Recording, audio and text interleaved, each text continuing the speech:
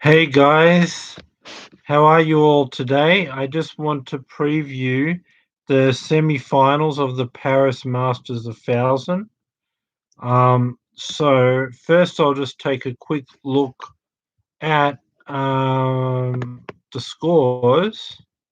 Hope you guys are enjoying the match and all that. Yeah, I'm a bit late today because I've only just been able to watch the matches. So I can't really make a video unless I've watched it. But I've watched three of the four quarterfinals. So I'm just going to pull up the scores just to get it exactly right. Um, so what we saw is Zverev beat Rudd. I've just watched that match now. And then Zverev they both got consistency in defense, but Zverev has more power on his shots. So Zverev was basically able to control the point and win there and just move right around. They've both got the consistency defense. He's got more power. He's overpowering. He's controlling the rallies, moving him around and all of that. So that one was the final score of 7-5, 6-4 in favor of Zverev, right? Djokovic took on Fritz 6 6-4, 6-3 to Djokovic. I felt like Djokovic basically was consistent, kept the ball on the court, got a whole lot of errors from Fritz, and beat him with defense and consistency and moved him around and exposed his lack of movement. Djokovic was kind of in and out, had some good and bad moments, but more good than bad moments. So yeah, it was enough. It was enough for Djokovic to win.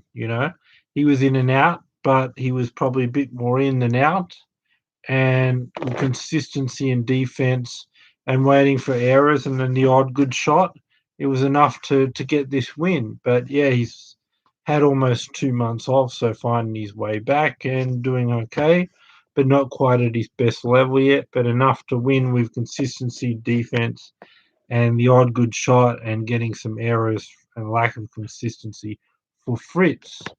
Then Medvedev defeated Gaston 7-6, 6-4, 9-7 in the tiebreaker. Yeah, I just felt like a bit like Djokovic. He was in and out. He had some bad moments, lost serve a couple of times. But he was more in than out, I would say. And that was enough to beat Gaston today.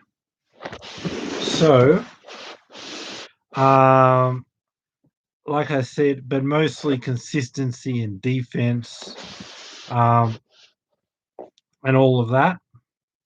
And then Gaston made a few critical errors. Gaston was actually serving for the first set, and then a couple of great shots from Medvedev, a couple of errors, a couple of more good shots.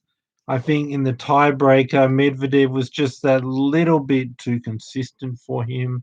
And then a great start with two breaks. Free love for some really good shots there from Medvedev. Then he loses serve again. It's one break, but then his serve and his consistency in the rally is too much for Gaston to get the two breaks back. And Medvedev gets away with this one. So that's 7-6, 6-4. And then Hubert Hurkacz beats James Duckworth 6-2, 6-7, 7-5. I haven't seen this match, so I can't really. That was the only one I didn't see. But I would just assume that Hurkacz is a better player than Duckworth. He was expected to win. I thought he would have won a bit more easily than that, so surprising it went to third set. They could indicate either Duckworth's playing well or who Hubert Hurkacz is a bit off. But he wins this one in 3 sets by the score of 6-2, 6-7, 7-5. So now let's preview the semi-finals. First one we've got First of all, before I get into this, what I want to just say about these semifinals, right, is that when we had the US Open, I just felt like an important point was like Zverev was on Djokovic's side. So now Djokovic had to get through a tough match against Zverev and physically didn't have it after 5 sets to do the long battle rallies with Medvedev. And I felt like possibly if the draw was different and Medvedev and Zverev, his rivals, could beat themselves up and he would be physically ready for that one big battle to win. But he didn't have that. It was the other way around. He had the long battle with Zverev 5 sets and had to do it against Medvedev, couldn't do it. Whereas that hypothetical of the other draw is now there, where you got Zverev and Medvedev um, on one side of the draw having to battle each other, then battle Djokovic, whereas you got Djokovic getting the easier semi-final against Hubert Hurkacz, right? So it's going to be interesting to see if that causes a different result. So I guess we're about to see now. But again, different situation. Djokovic doesn't have the pressure of trying to win all four in a year. The best of 5 sets, the outdoors, the slower court at the US Open. So a lot of differences, but we'll just see how it plays out with a different draw. If Djokovic capitalize of both these other guys, Zverev and Medvedev, on the other side of the draw. So the first semi-final in this one, Hubert Hurkacz. Yeah, I just think like Hurkacz struggled against Duckworth, and I just think that Djokovic would be able to take him out in straight sets. But then Djokovic's game is a bit off, right? So I think that's gonna, even though Hurkacz is not his best, is not at his best, because Djokovic is a bit off, and because Hubert Hurkacz is quite a good player, he'll be able to capitalize on Djokovic's game not being quite there and get a set. But over the long run and the big points and the end of the match, Djokovic will be more important in the bigger moments. His defense consistency and moving Hubert Hurkacz around and exposing his lack of movement will just get him over the line and the big plays in the important moments. So I'm going to say 3 sets to to Djokovic, and he'll move through to the Paris Masters final. Good draw for him with Medvedev and Zverev on the other side of the draw. So on that Medvedev Zverev semi-final, right? I originally said when I looked at the draw, I expected these guys to be here for this match. I was right; they are there. But I said Medvedev will win because I said like Medvedev's got a good serve like Zverev, so they can both hold serve when they're getting their first serves in. But so then what would decide it would be the second serve points and the rallies. And Medvedev's got more consistency, better rallier, and better defense. And he would win more rallies on the second serve points, and that would decide it, right?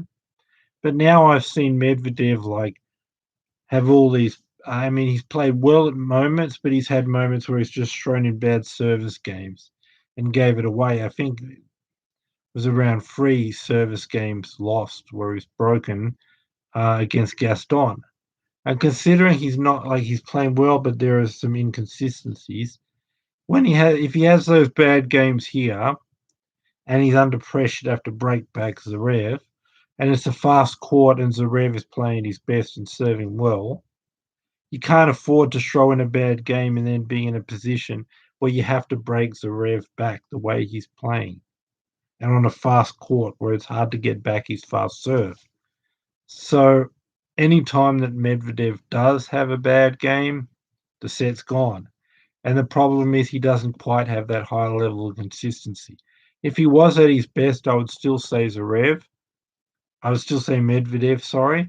But because he's having the bad service games every now and he won't be able to afford it, and Zverev is just going to make him pay, I'm going to say Zverev is taking this one in 3 sets. Medvedev's playing well enough.